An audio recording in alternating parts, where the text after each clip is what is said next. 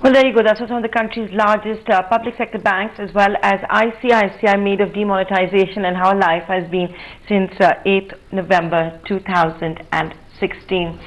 One of the other big themes that we are discussing and have been discussing in ET now are the Indo-US relations. Remember, later this month, you're going to be seeing a large business delegation being coming from the US, being led by Ivanka Trump.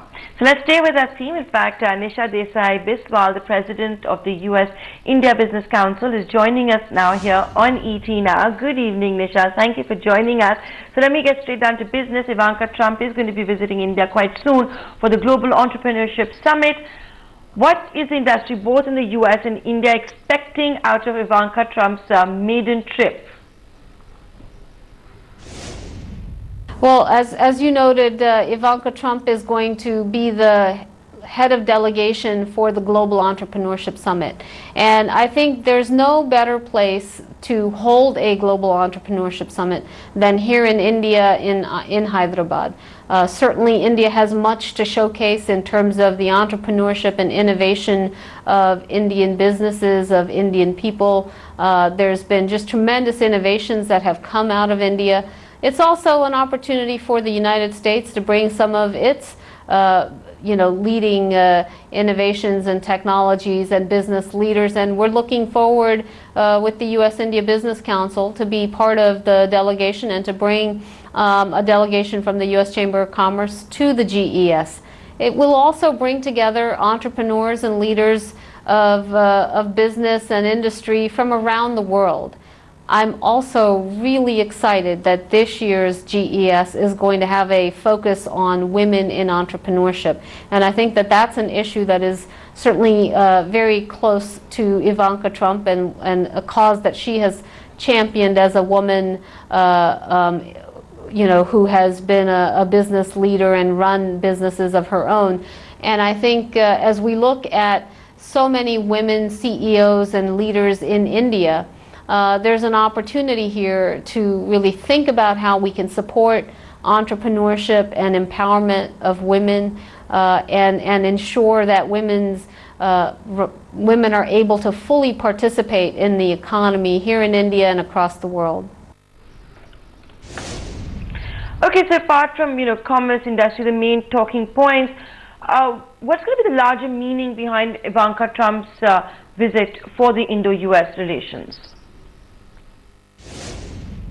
Well, I think that Indo-US relations are at a moment of unprecedented potential and convergence.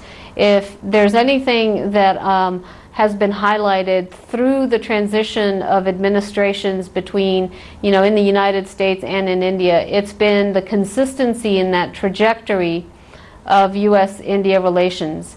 And Secretary Tillerson was here just last week, and he talked about what's at stake in the U.S.-India relationship. And it's not just where we go in the next 3 or 4 years, but it's really about the next century of Indo-Pacific geopolitical and geoeconomic stakes, and why the United States and India are increasingly going to be partnering in that geography. Now, Nisha, I know you were there at the Prime Minister's event over the weekend on ease of doing business, where India gained a massive 30 points with the top 100 on the list put out by the World Bank. Is that going to help in foreign inflows from the U.S.? Is it going to increase India as a destination where U.S. companies want to be in?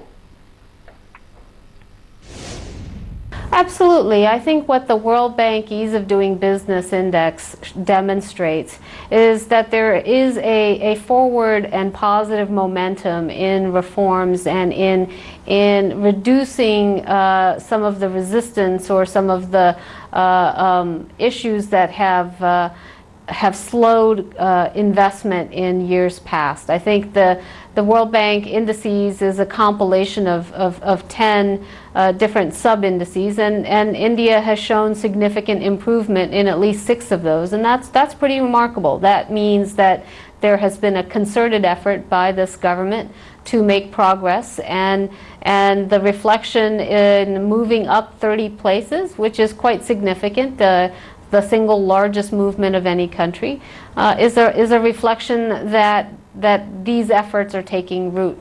But it also, you know, is something that that India needs to do more on, because certainly for a country like India that has the ambition that it has to be a global economic power, being 100 is not enough. And I think the Prime Minister himself has said that he would like to see India in the top 50 with respect to ease of doing business. So there's been tremendous progress, but much more ahead. Thanks, Nisha, for joining us here in ET Now. We look forward to touching base with you and the USIBC once Ivanka Trump is in the country. Moving on, this is a big ET Now exclusive. We told you a fortnight back that the process to select Infosys CEO is in the last lap, with at least